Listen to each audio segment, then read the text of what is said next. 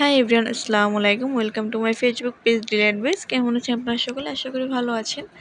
আজকে একটা মজাদার একটা ইয়ামি একটা টাপ কেকের ডেকোরেশন আপনার শেয়ার করব। এটা ছিল একটা ভ্যানিলা ফ্লেভারের একটা টাপ কেক, আর এটা খেতে অনেক মজা হয়েছে। এটা রিভিউ মাশাআল্লাহ অনেকটা ভালো ছিল। অনেকটা ভালো না, আপুর কেকের টেস্ট অনেকটা মজা লাগছে। আপুকে আমি বলছিলাম, আপু যদি ভালো লাগে তাহলে একটা পেজে এটা রিভিউ দিবেন।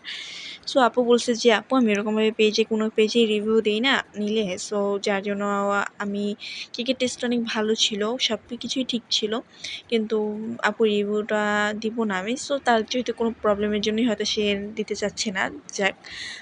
তো সে আমাকে মেসেজে স্ক্রিনশট মানে মেসেজ যেগুলি করছে, সো এইগুলি আমি হাইড করে আপনাদের দেখাই দিব যে রিভিউটা কীরকম ছিল। তারপর এই কেকটা ডেকোরেশন করার সময় আমার বোন আমাকে অনেক হেল্প করছে। আর এই কেকটা যে আমার অর্ডার ছিল আমার একটুও মনে ছিল না। আপু আগেই মানে একদিন আগে সে আমাকে বিকাশে পেমেন্ট করে দিচ্ছে। আমার বোন এসে মনে করায় দিছে যে তোর না সে একটা কেকের অর্ডার ছিল। তারপর আমি রাত্রেবেলা যেয়ে কেকটা রেডি করি। সো এই কেকটা আমি প্রতিটা দুইটা লেয়ার করছি।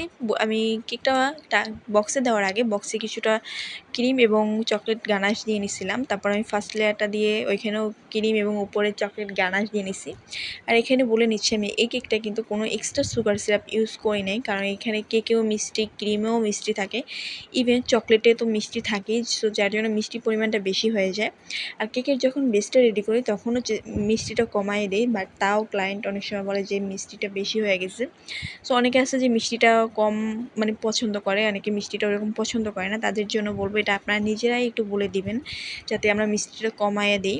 সো সেই ক্ষেত্রে হবে কি আপনারা আপনাদের মিষ্টি কীরকম হবে, কম হবে না বেশি হবে, কোনটা ক্রিমের পরিমাণ বা কেকের পরিমাণ, সো এটা যদি আপনারা বলে দেন তাহলে আমাদের ভালো হয় জিনিসটা। কারণ এটা তো আমরা রেগুলার যেরকম বানাই আমরা ওই রকমই কেকটা বানাই না। আপনারা যদি বলে দেন সেক্ষেত্রে একটু ভিন্নতা রাখি।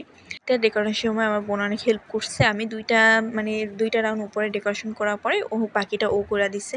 ইভেন এই চকলেটটা উপরেও আমি কিছুটা চকলেট কুচি কুচি করে দিছি কেটে, ইভেন গোল্ডেন পার আর মাঝখানে একটা লাভ শেড চকলেট দিছি, এটা অন্য কোনো কেকে দেওয়া হয় না আমার, কারণ যেহেতু আমি নিজের জন্য চকলেট বানাইছি। তো ওইখান থেকে আপুকে একটা দেওয়া হয়েছে গিফট হিসাবে। এটা এটা কোনো কস্টই আমি ধরি নেই, এটা তাকে আমি নিজের পক্ষ থেকে গিফট করছি।